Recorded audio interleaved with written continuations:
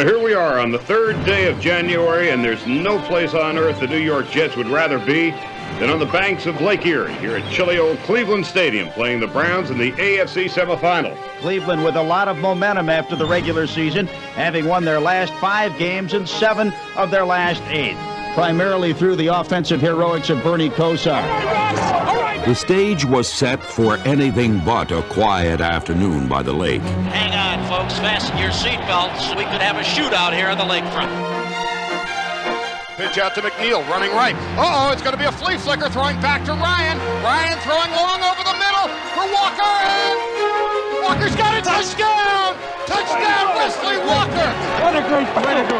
First and 10 from the Jets 37. Fake handoff, fake reverse. Kosar gonna throw deep down the right side. Fontenot wide open at the 10. 5, touchdown Browns! Indeed, it was a shootout until the Browns ran out of bullets and the Jets fired their final salvo. McNeil finds some room. McNeil still on his feet to the 20, 15, 10, 5, and touchdown! The Jets are going to win this football game. The Jets are going to the AFC Championship. Well, the fat lady hasn't sung yet, but you can believe she's in the wings warming up the pipes. Browns have to score on this drive. 10 points down with 4 minutes to play. Throwing passes at a record pace, Bernie Kosar completed 5 straight. As the Browns came back a yard at a time, 68 yards in 9 plays. The final yard came courtesy of running back Kevin Mack, and the Browns were back in it with less than 2 minutes to play. Take him all the way, Bernie. Take him home.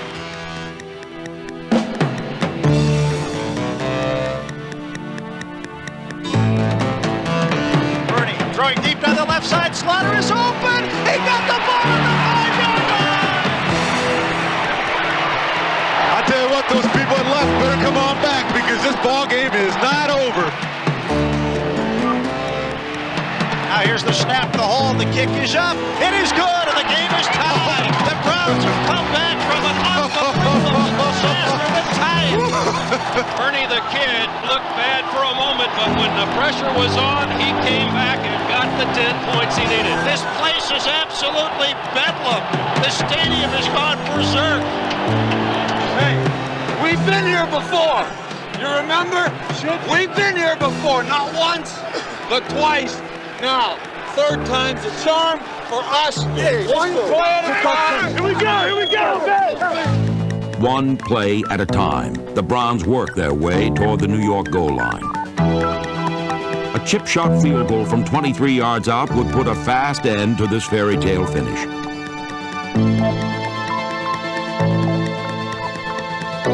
But the same man, Mark Mosley, who kicked the Browns into overtime, couldn't kick them out of it.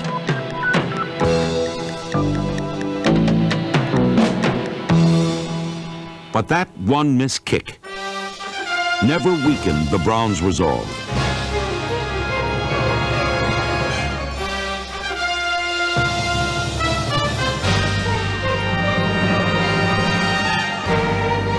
By stuffing the New Yorkers on 3 straight possessions, Cleveland's defense dominated overtime.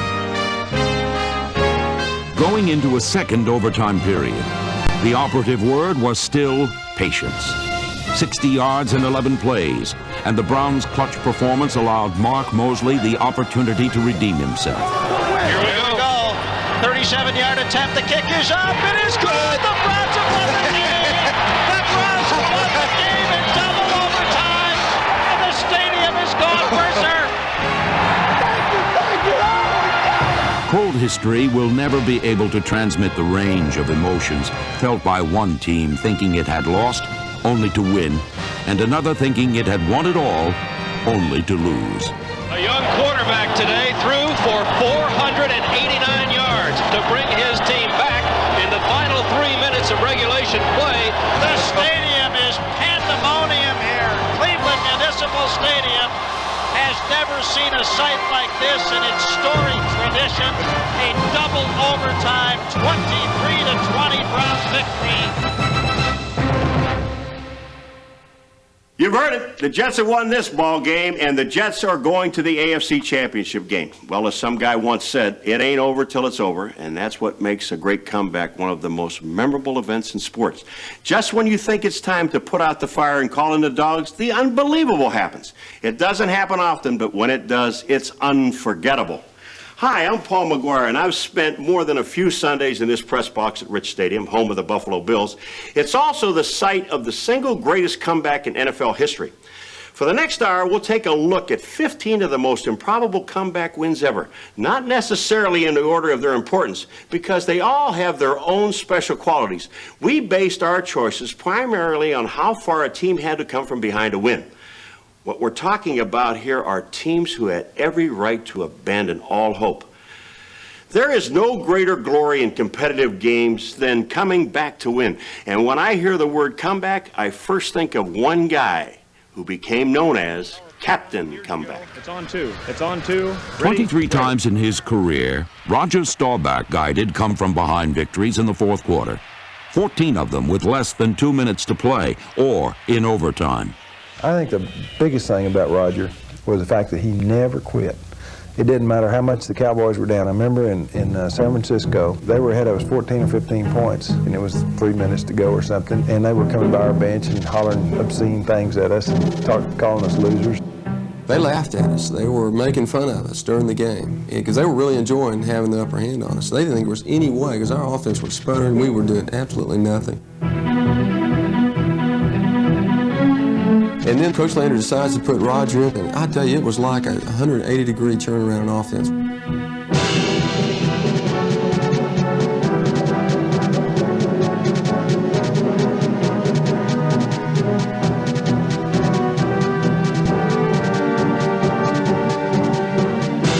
We went aggressive, and Roger forced some balls between linebackers that had the velocity that the receiver better catch it. He was going to be injured if he didn't catch it.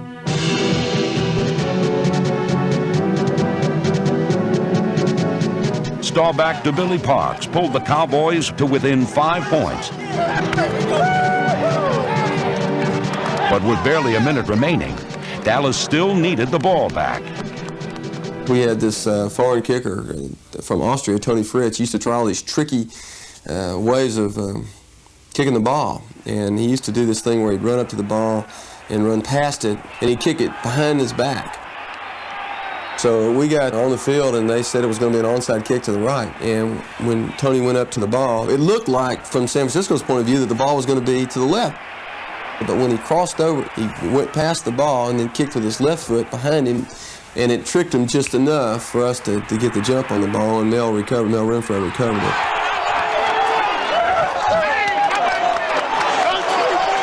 Once we got that onside kick, it definitely, the momentum turned.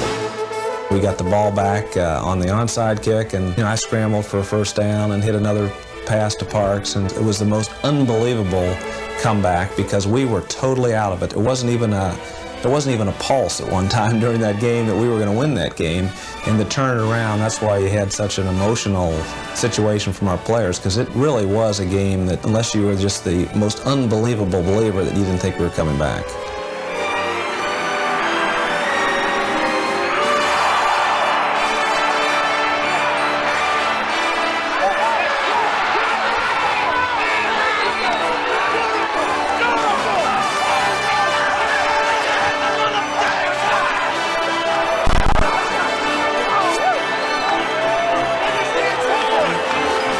It was the beginning time for the great comebacks that Roger is so well known for throughout his career. When we won that game against San Francisco, from that moment on, we always believed that we could win the ball game. The man Roger Staubach replaced in that landmark game wound up in Denver 5 years later. And by 1979, Craig Morton had led his team to a Super Bowl. The Broncos became perennial contenders in the AFC West. But on this Sunday, Morton was on the sidelines. Not until the Seahawks had forged a huge lead did Morton replace starter Norris Weiss, with 9 minutes left in the third quarter and 24 points behind. It was too early in the season for a loss to have a major impact on the Broncos. but their pride was on the line. And while John Elway was still a freshman in college, Craig Morton set the Broncos standard for comebacks. 2nd and goal at the 2. Jensen and Armstrong now, and Morton rolling to his right, looking, throwing, touchdown! First down. Lytle and Jensen continue as the running backs. Morton throwing it quickly for Moses. Touchdown! David Moses! And the Broncos have scored 2 quick ones and are right back in business. Moses left, Upchurch right. Morton straight back, pumping it once, throwing the pass for Upchurch. He'll have to hurry. He's got it for a touchdown! Morton pump faked and then threw as Upchurch broke loose. 3rd and goal at the 1. Lytle cuts to the right and scores, and the Broncos lead. Denver 37-34. Since joining the NFL, no Denver team has ever come from 24 points behind to win. And if you ever asked who the quarterback was in Denver's greatest comeback win ever, only a few might say Craig Morton. I guess a little of Roger Staubach's comeback magic rubbed off on Craig Morton, at least on that afternoon. You know, most guys never even get one chance to play in a game like that. I know. I played for 11 years and never got close to coming from that far behind to win. And we had some great teams. But it doesn't take a great team to come back. Even a bad one can have an occasional lapse into greatness. Since winning 2 division titles in the mid-70s, the Cardinals have not contended for much other than the first pick in the college draft. The Buccaneers' history is filled with frustration as well. And Bucs head coach Ray Perkins certainly played his part. 2 weeks before, he watched his team build a 20-point lead over the Chicago Bears.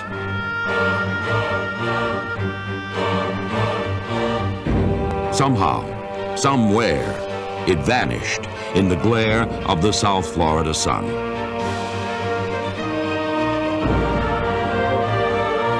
But on this afternoon in St. Louis, Tampa Bay built an even bigger lead, one they could not help but keep, until they hit a wall in the 4th period.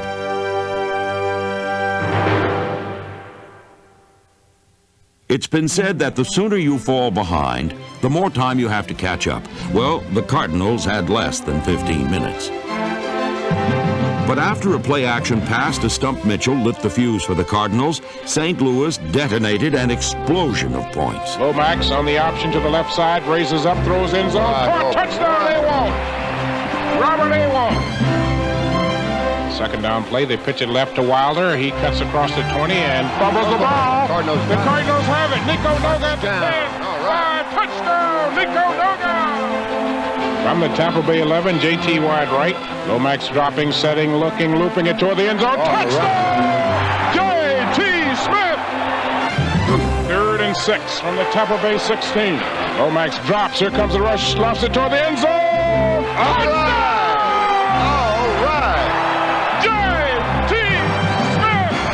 Touchdown! The 28 unanswered points represented the greatest 4th quarter comeback in NFL history.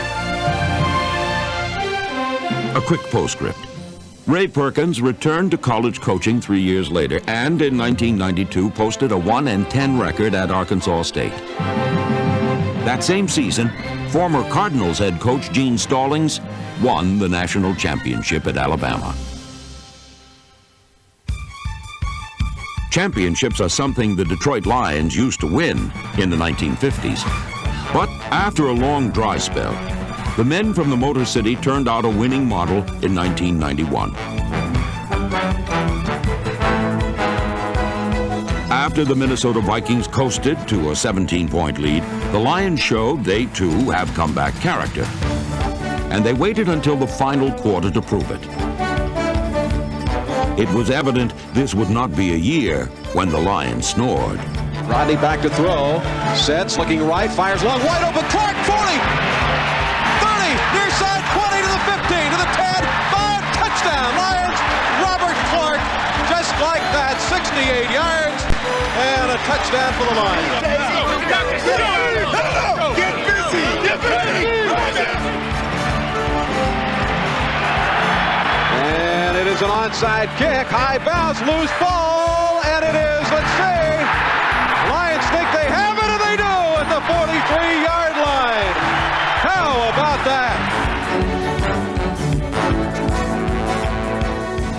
Rodney Pete, back to throw, the end zone open, Green, touchdown! Lions to Willie Green. Who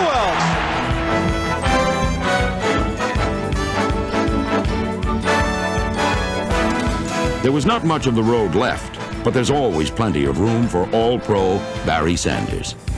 And it was Barry's late game running that kept the Lions alive as the clock wound down. The Vikings looked like they were standing still, and I think they were out of shape.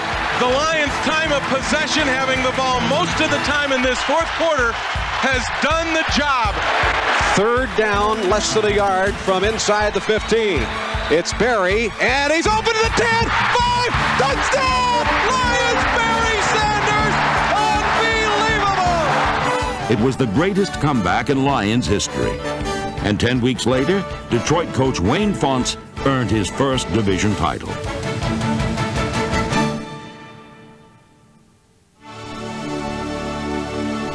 Division titles came in bunches for Minnesota's Bud Grant, 11 to be exact, along with 4 conference championships. But in 1977, the Vikings were severely tested.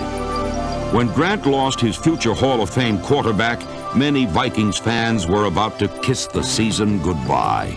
Losing somebody like Tarkenton, who in our opinion is the best quarterback in football today, is a loss you can't compensate for in any fashion with any player or by any specific means. So we feel fortunate that we have the quarterbacks that we have.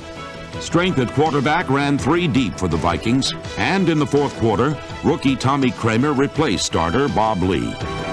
In only his second NFL game, Kramer found himself in a hole no one expected him to climb out of. But he wound up signing his name to one of the great comebacks in Viking history.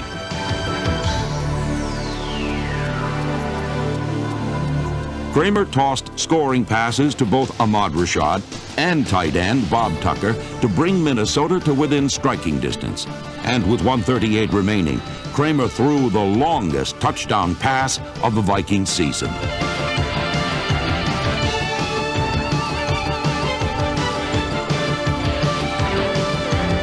The 69-yard pass to Sammy White earned Minnesota a 1-point comeback win, on their way to their 5th straight NFC Central Division Championship. Championships have been a big part of the Raiders' tradition, along with a commitment to excellence and pride and poise. But when they opened the '76 season against the team of the '70s, the Pittsburgh Steelers, they were in trouble. Their defensive line was decimated with injuries. And from the way the game began, there was no indication that these same Raiders would go on to win their first Super Bowl 4 months later. After the Steelers mounted a 28-14 lead with 3 minutes to go, it appeared they were on a fast track to their 3rd straight Super Bowl. The Raiders were stripped of everything, except their will to strike back.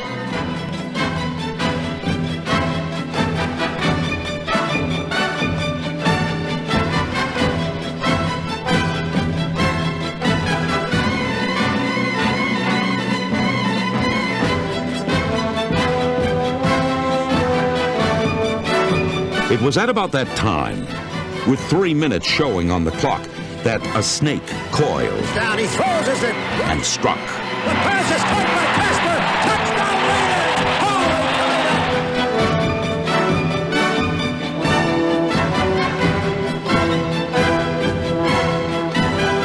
Raiders! After the blocked punt, the Raiders got the ball back with 1:47 on the clock. And after 3 straight incompletions, the snake, Ken Stabler, made a key 4th down connection. The left side could be picked off, but it's caught by Graves between 2 men. He's over the race.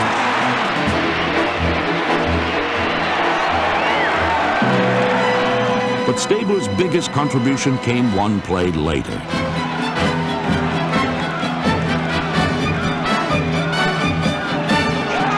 The touchdown tied the score. And after the Raiders' Willie Hall intercepted Terry Bradshaw's next pass, rookie kicker Fred Steinfort came on to make his mark in his first NFL game.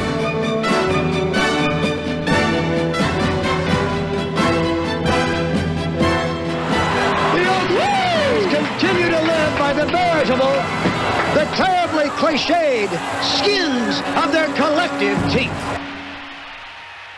For years, the Raiders have prided themselves on their silver and black mystique, their pride and their poise, their commitment to excellence. But since winning Super Bowl 18, they haven't been back. Maybe they left their waterfront brand of football back in Oakland. But on one Monday night in 1988, they gathered up some of that old Raider magic and turned the tables on their division rivals, the Denver Broncos.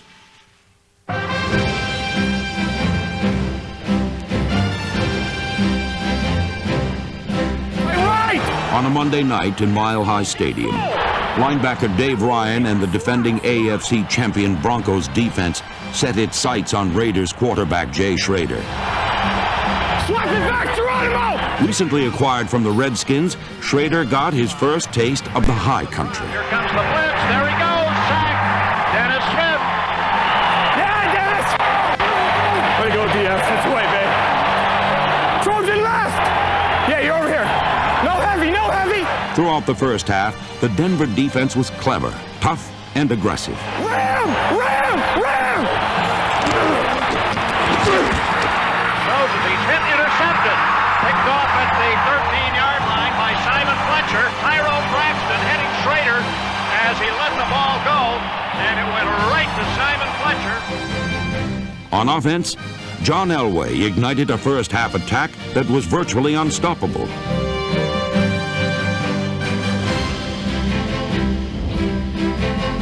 A 35-yard pass was converted to an 86-yard gain by Vance Johnson to set up the first of two Tony Dorsett touchdown runs.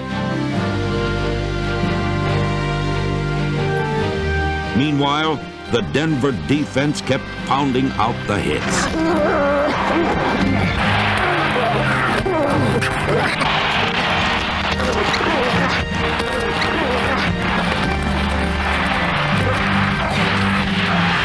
Yes, that's right! Try that stuff!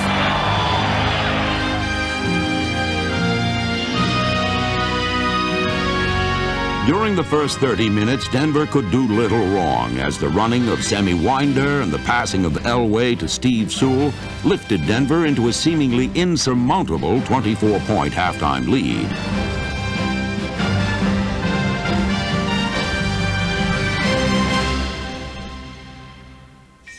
In the second half, the complexion of the game changed suddenly and dramatically. Rolling to the right is Schroeder, throwing to an open man. Smith at the 35. Lot of room, down to the 30, the 20, racing to the 10. Breaks a tackle, touchdown Raiders! Schroeder fakes, drops one off in the hands of Steve Smith. Left side running to the 40, down the side to the 30. He's got open field. Touchdown Raiders! The Raiders were storming back and the Broncos could do nothing to stop them. We gave him life, we gotta take it away. We gotta take the life away from him. Here's the snap to Schroeder, inside, head off to Allen. He races for the end zone. Touchdown Raiders!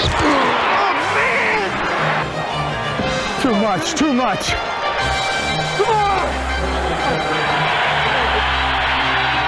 Spot, kick on the way. It is good. Barr has tied it up. Holy Toledo! In overtime, the Raiders' first-round draft pick and Heisman Trophy winner, Tim Brown, set out to put a quick end to the wildest game of the 1988 season. Brown waiting near the left side. He's at the 24, up the field to the 30. There's a flag down. He speeds past 2 men at the 50. He goes past the kicker, 40, 30. There's a flag down. 20, 10, touchdown, but it won't be, I'm sure. Holy Toledo, 76 yards, but that flag is looming there. Yellow on green, and that is a stop sign for the Raiders. 5:31 left in the overtime, tied at 27. Snap to Elway. Despite the penalty, there was no emotional letdown on the part of the Raiders. They just kept coming. Still looking upfield, pressured back to the 30-yard line, back to the 25, gets a block, throws a pass upfield, and it's intercepted at the 50.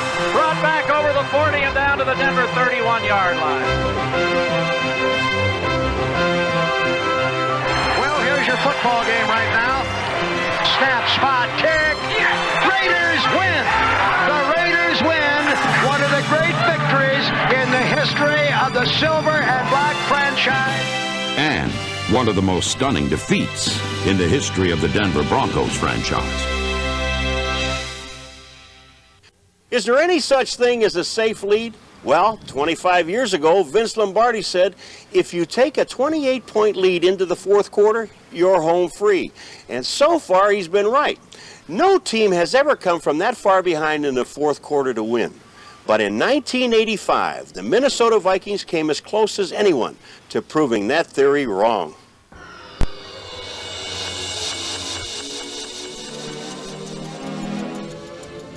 A cold December day in Philadelphia was not the problem for the Vikings. After all, they played outside in Minnesota. Their problem was they fielded a starting lineup that included 7 rookies and backup Wade Wilson at quarterback. And if ever there was a game that tested a team's character, it was this emotional encounter against the Eagles. Pass over the middle of the race. He goes into the end zone for the touchdown. Bootleg, roll to the left, and he's going to be sacked. He fumbles in the backfield, picked up by Teal. He could score a touchdown. Willie's at the 40. He's at the 30. He's going to go all the way on a Jaworski fumble, and the Vikings have their second touchdown. He was hardly a secret weapon. But after 3 years in the USFL, Anthony Carter was not yet a household word. But in the last 4 minutes, the Eagles had only wished he was still in some other league. Wade Wilson takes the snap, drops back to pass, scrambles to his right, throws it deep down the right side. He's got Carter open. Touchdown! Touchdown for the Vikings! Oh, Anthony Carter beats the deep man, Brandon Wilson. He caught the ball at the goal line. An incredible comeback. The Minnesota Vikings did indeed reacquaint themselves with the roots of their past, hosting one of the most amazing comebacks in NFL history. The Detroit Lions, who carried the Western Conference title battle all the way to a postseason playoff, played one of their key games of 1957 with the Baltimore Colts. It looks bad for the Lions as the Colts set off a cross-country touchdown bomb with Lenny Moore exploding into the end zone on the end of a Unitas pass. It's a 76-yard dilly. Johnny Unitas and the Colts are giving Detroit real trouble. Unitas cranks up and throws his third touchdown strike of the game to give Baltimore a 21-3 halftime lead. Now the Motor City men are moving. Gene Gedman speeds to the outside.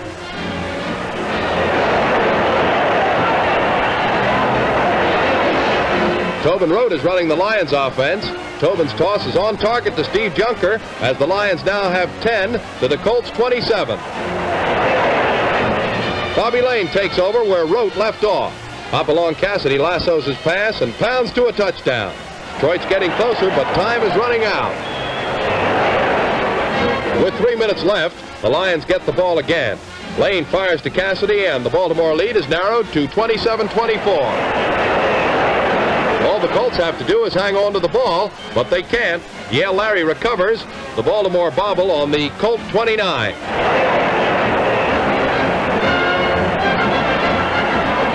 With 46 seconds left, the stage is set for a fabulous finish, and Detroit doesn't disappoint. Hopalong Cassidy hauls in Lane's lead pass, and the Lions complete a spectacular 24-point comeback to defeat the Baltimore Colts 31-27 on their way to the top of the Western Conference. Later that year, these same Lions met San Francisco in a playoff game for the Western Conference title. In Old Kezar Stadium, Coach Frankie Albert and the 49ers brass anticipated a win that would vault San Francisco into the NFL championship game.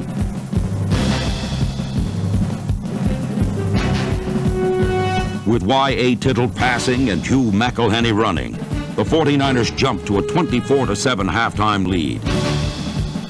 Rumor had it they already had champagne on ice in their locker room. And naturally, if I was ahead on a team 24-7, I think we'd be celebrating, and I think that's what San Francisco was doing.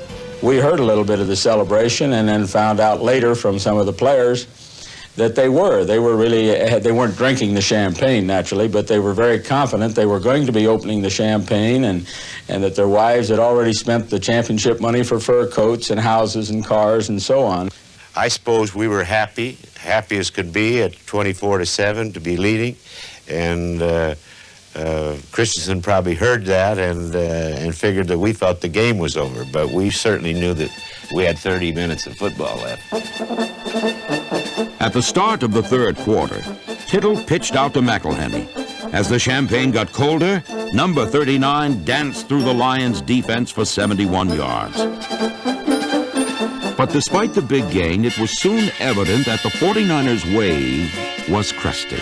I really believe that if I would have went in to score at that time, that would have been the end of the game. I don't think they would have been able to catch up with us. After their failure to score that touchdown, the 49ers became cautious, and the Lions' defense held them scoreless for the rest of the game.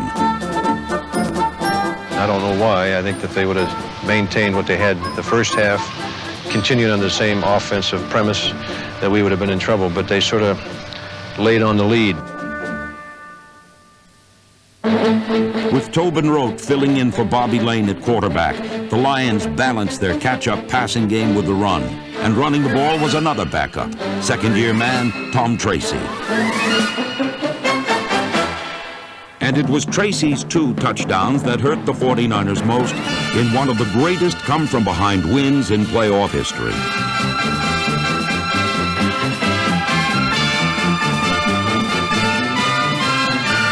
The 49ers moved out of Kezar Stadium in 1970, but the echoes of that game linger there to this day. And that's the ball game. With an unbelievable comeback, Detroit's never say die Lions defeat San Francisco 31-27 to capture the Western Conference Championship. So the Lions pulled it off without their Hall of Fame quarterback, and they did it mostly by running the ball. But historically, the real comeback kids are the quarterbacks. The Montanas, the Starbucks, the Elways. And for the past 12 years, no one has submitted comeback credentials as impressive as Bronco quarterback John Elway. Through the 1992 season, Elway has led his team from behind to win 30 times in the fourth quarter. And here is one of his best ever. Let's rock, baby! We got to turn it up! Got to turn it up! It's time to rumble! Oh, yeah! The AFC's top-ranked defense came out swinging. You ain't gonna catch none of that on me today. Unfortunately, the Houston Oilers came out scoring. Hey! Hey! Keep your poise! Just keep your poise! Come on, man! Denver's poise was severely tested as Houston scored touchdowns on their first 3 possessions. They want to go deep, man. They want to go deep now. They think they can blow us out. But instead of a blowout, the defense patched up the holes and began battling back, creating ways to get its offense back on the field.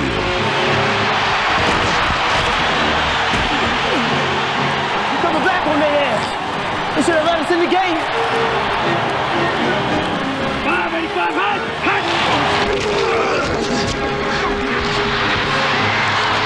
Each time the game appeared to be slipping away, John Elway calmly grabbed the reins and headed the Broncos back in the right direction.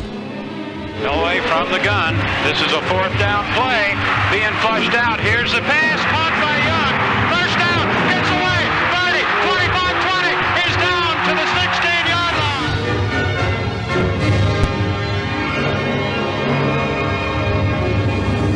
Michael Young's clutch effort set up the first of 2 short yardage touchdowns by Greg Lewis, number 41.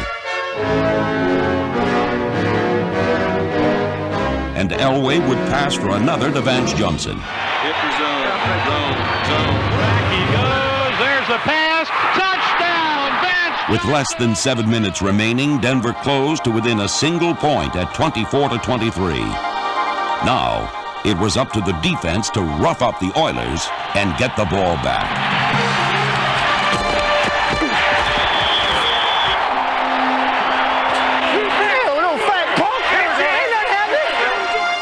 With the Broncos' main hope stuck on the bench, Denver's defense, led by Carl Mecklenburg, rose up to stop the Oilers. The dogged determination of the Denver defense had set the stage for another legendary comeback. And things looked good until the ball was kicked.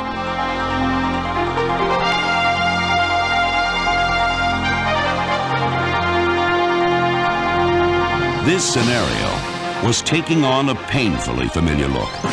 Man, they got the ball. We got the ball on the 2. However, 5 years earlier in Cleveland, the Broncos actually had more time to work their magic. Hey, dude, it ain't over yet, though, baby. It ain't over yet. That's all right, baby. It ain't over. It ain't over, baby. It ain't over yet. I mean, you couldn't ask for more. John Elway has a chance here. It's a long way to go. Denver at the 2-yard line. They're 98 yards away from 6, but they don't need 6. They only need 3. This game is far from over. I've seen this club move too many times to think it's over. 24-23 the score. Elway in the shotgun and in the end zone. Here's his pass. It's caught. Young makes it out of the 24-yard. Denver had escaped from their own end zone, but 3 plays later, an entire season came down to one very big play. Damn! It's the game right here. 4th or 6. This is the game. We need this. Down to 1:28. Elway, he's got some time. Flushed out, rolls out, being chased. Here's Elway. First down at the 35-yard line. Yeah! Needed that. We needed that, boy. You can say what you want to. I don't think I want anybody back there except number 7. 3 plays later, another 4th down. And this time 10. Patient under pressure and calm amidst the chaos, Elway reached deep into his pocket full of miracles to pull out still one more magnificent moment. God dang, come on. Here's the 4th down and 10 play. Elway's got the ball. John is back, runs up out of the pocket, lets the pass go. It's caught. Johnson to the 40, 35, 30, 25, and out of bounds at the 21-yard line of the Islanders. Oh, my gosh. That's unbelievable. John Elway had further enhanced his reputation as the ultimate escape artist, a quarterback who always seemed cornered but never conquered. And Vance Johnson's stunning catch and carry ushered the Broncos into field goal range. Unbelievable. If I hadn't seen it with my own eyes, I don't think I'd believe it. Steve Sewell carried the Broncos 10 yards closer to victory's threshold. Sewell swings to the 20, to the 15, to the 11-yard line. It's all you, baby. It's all you. Yeah, it's all you, baby. He got it. Unbelievable. Oh, my God. I tell you, you ought to knight the guy. Gave us a chance. It's all over. Denver's offense had run 11 plays without a timeout in less than 2 minutes. Now it was up to holder Gary Kubiak and kicker David Treadwell. Kubiak will hold.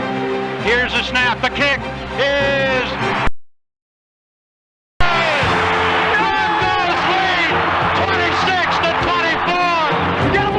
This place is a madhouse. 76,000 plus have lost their minds in Mile High Stadium. As the Broncos, with one of their greatest, come from behind win. There is no statistic for poise, but that is what made the Denver Broncos champions. It's a great feeling, though. You got to remember this feeling. You don't get these feelings very often. You know? These kind of games you love to win. I'm telling you, we can do it here because of John. Yeah. Fueled by the fiery spirit of John Elway and talented teammates excited by his daring play, the 1991 Denver Broncos persevered and believed when no one else did, battling back to become comeback champions once more.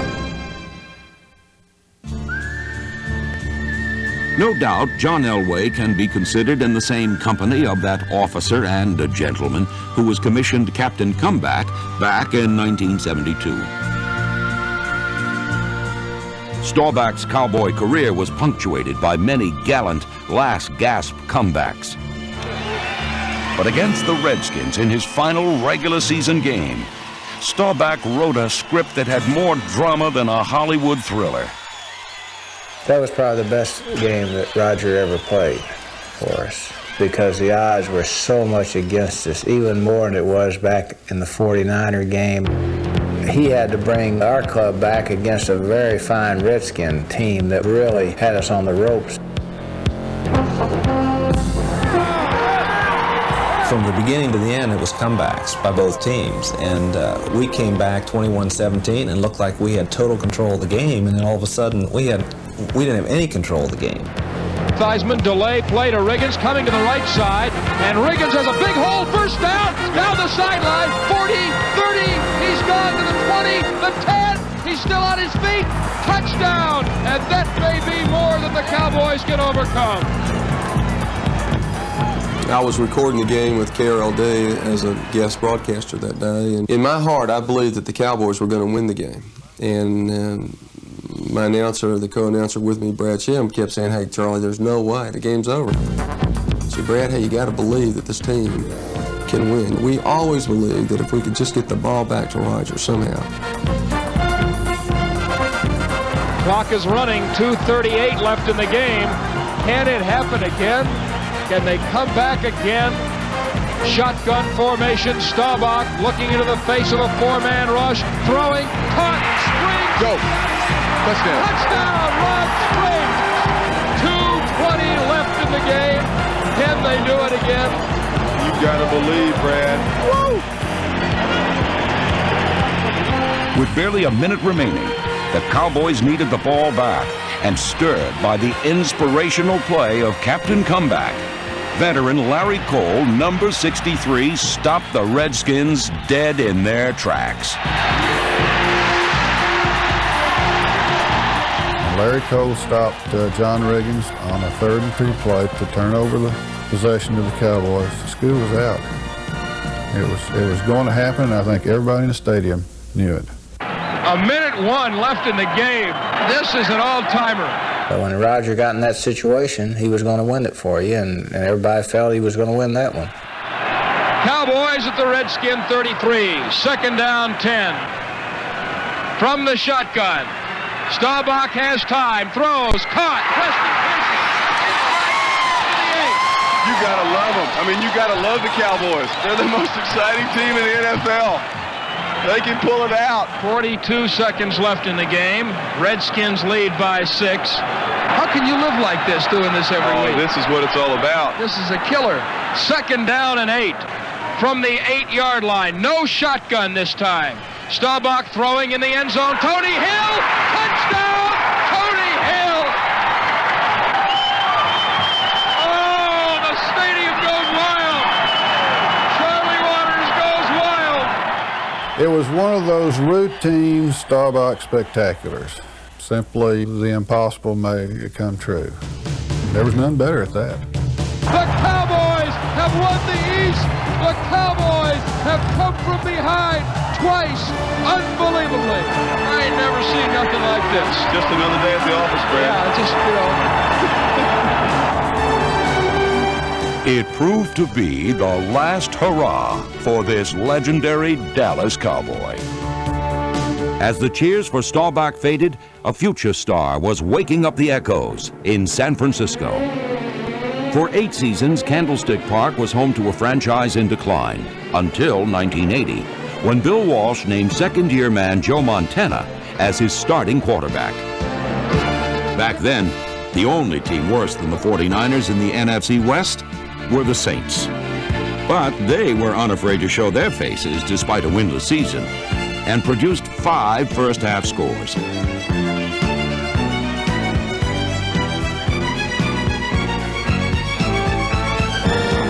The thing that gave me some hope, not that we necessarily would win, but we could come out and play good football, was the fact that, that when we went toward our dressing room at the end of the half, our players ran as a group, obviously with the thought in mind of regrouping and coming out and getting something done.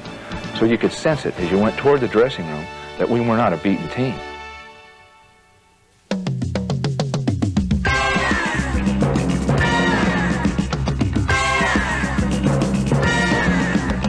What Walsh sensed was a comeback spirit, snowballed into an unstoppable force. Montana back to throw. Big rush put on. He throws. He completes it underneath to Dwight Clark. He's the 40, the 45. He's the 50. He goes to the 40. It's a foot race. The 30. The 10. The 5. Touchdown 49ers. That may be the one play that'll wake up the 49ers. Back to throw Montana. He's being rushed. Look out. He throws. He has Solomon open at the 5. Breaks the tackle. Goes the outside. Touchdown 49ers. A team that believes in itself can make anything happen. What happened with 1 minute 50 seconds left was a game-tying score by Lenville Elliott. Elliott trying to find some room. He does. He goes in for the touchdown. Oh, Elliott put on a brilliant move at about the 6-yard line, and it looked like that one wasn't going anyplace. Well, I said at the start of the second half, this was either going to be one of the greatest stories in 49er history or a very terrible football game. It is approaching being one of the great stories. In overtime, the 49ers moved toward the climax of the story, and Ray Wershing was put in range for a 35-yard field goal. Between 30 and 39 yards, Wershing has missed just one. This will be just outside the 25. Montana to place the ball down. It is high, placed down. It's kicked. It is long enough. It is good! Ray Wershing with the greatest comeback the 49ers have made as they win it by a score of 38 to 35. Coming from behind like this could last the 49ers many years from the standpoint those veteran players will recall that they did come from that far behind, and I think give the team a certain amount of poise and confidence in future years when we are behind and must come back and win.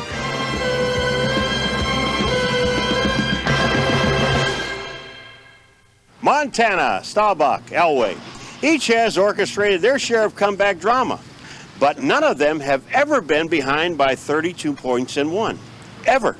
And in this very stadium in January 1993, backup quarterback Frank Reich and the Buffalo Bills found themselves so hopelessly out of it that over 10 million Americans turned off their television to pursue other interests. What they missed was the wildest wild card game ever. Fasten your seatbelts. It's playoff time. The Bills and the Oilers ready to get it on in an AFC wild card game. And the road to the Super Bowl, Project Pasadena, starts here at Orchard Park, New York this afternoon. The Bills will have to travel the long way to get back to the Super Bowl this year. They will have to go on the road if they beat the Oilers this afternoon, and they will have to beat them without their #1 man, Jim Kelly. Frank Reich will start at quarterback. For the Houston Oilers, it will be their top gun in the run and shoot, Warren Moon. So, as I said, fasten your seatbelts. It's time to play football in Orchard Park.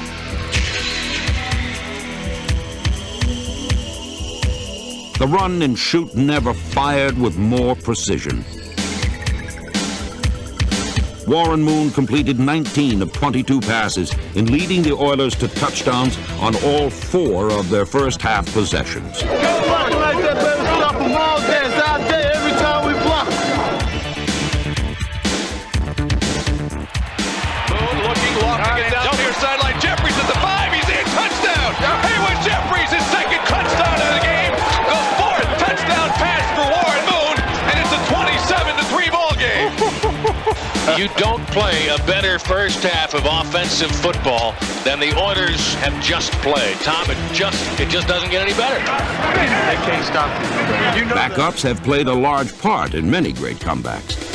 But for quarterback Frank Reich, it appeared too much to overcome. So at halftime, the Bills found themselves in this very locker room down by 25 points.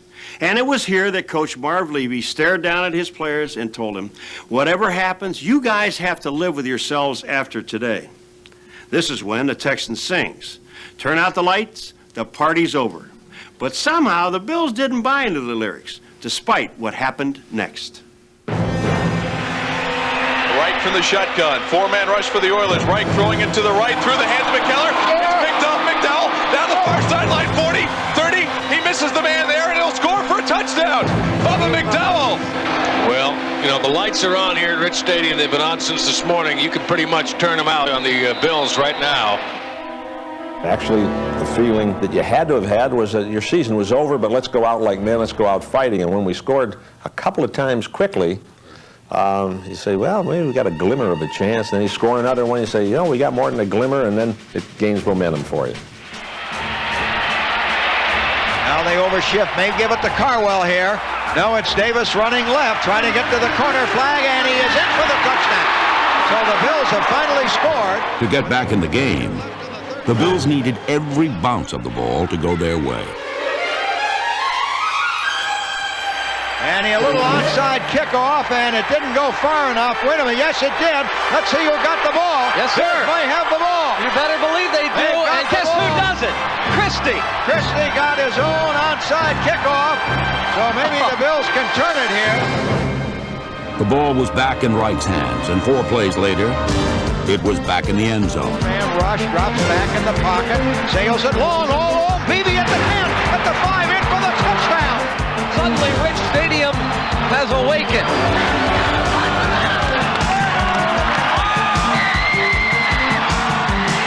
4:29 left in the third. Here is Wright, looking to throw, rolls out, throws down. There is Reed at the 5, in for the touchdown. Andre Reed has scored. And now the Bills are back in this game. As this game swung like a tidal wave here at Rich Stadium. And now the Bills trail by 11 points, 35-24. By the third score, there's no question that there was an anxiety. I don't know if you want to define it as panic, but there was a sense of urgency to do something and a realization that if somebody didn't go out and make a play and turn this thing around, that the momentum that Buffalo had gained now had reached overwhelming proportions. We can overcome, baby. We can overcome this. A Buffalo interception set the Bills up again in Houston territory. But it was a critical 4th down gamble that helped Buffalo maintain momentum. 4th and 5 at the 18. There's the snap. He backs up. He looks. He throws. Reed, touchdown! The Bills are back in it now. Big time. It is pandemonium here at Rich Stadium. Pandemonium all over. Good job. Hey, we still got one more. Still got to get one more. Houston's flawless first-half execution transgressed into second-half disintegration. We didn't make a first down in the third quarter. That ball started bouncing their way, and that's just the way that game was. It makes you sick to be on the losing end of a deal like that. Get down. We finally got it going the fourth quarter after going in 2 times and 3 plays and out, and drove it about 75 yards. But that's the one where we didn't put it in the end zone, and I think everybody's heart totally broke at that point when we snapped for the field goal effort and it went through the holder's hands and we didn't get it. To see it come up empty-handed, I know there was a sense of, hey, we're in trouble. The Bills, meanwhile, could do no wrong. With stars like Cornelius Bennett, Jim Kelly, and Thurman Thomas on the sidelines, Frank Reich continued to pave the comeback trail patiently, 1 play at a time. And with just over 3 minutes remaining in the 4th quarter, the Houston Oilers watched their 32-point lead officially disappear. The throw, he looks, he throws, touchdown! Andre Reed for the touchdown! The Bills have scored! They have scored to take the lead with 3:08 to play in the game. Andre Reed, 3 straight touchdowns, and the Bills are in the lead with 3:08 to play. It is bedlam. It is pandemonium. It is pandemonium. It is fantastic. Listen to this crowd. Can we get a do you believe it, Van? Do you believe it? They don't want it, baby. They don't want it. The Oilers salvaged some pride after Warren Moon's passing put them in position to force an overtime period.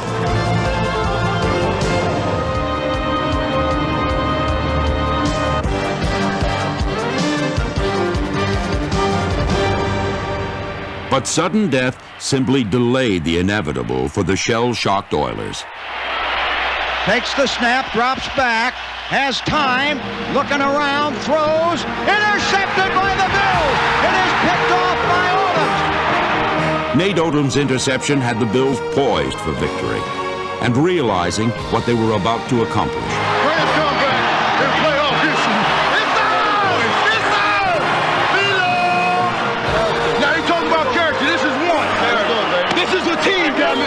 One mere formality remained before the Bills could make history. Bills can win it here. Wright puts it down. The kick is on the way, and it is good. And the Bills have won it. The Bills have won it. They win it 41-38. Incredible. What a comeback by the Bills. Look at the fans pouring onto the field and the mob scene of Steve Christie. There were so many thoughts that went through your mind during the game as you're coming back, like, you know, geez, is this meant to be that we're going to come back and win, or is it just not? And so when the field goal went through, I was just overcome by emotion. I was just, you know, I guess I was just so thankful for the opportunity to participate in a game like that. To be part of it, you know that you're making history at the very time you're making it. Sometimes you do something which has a historic impact, but you don't realize it at the time. In this instance, we did. It was an emotion after the game that I don't think I had ever experienced over a 40-year coaching career. In overcoming a 32-point deficit, Frank Reich and the Miracle Bills took their place in football lore as architects of a game for the ages.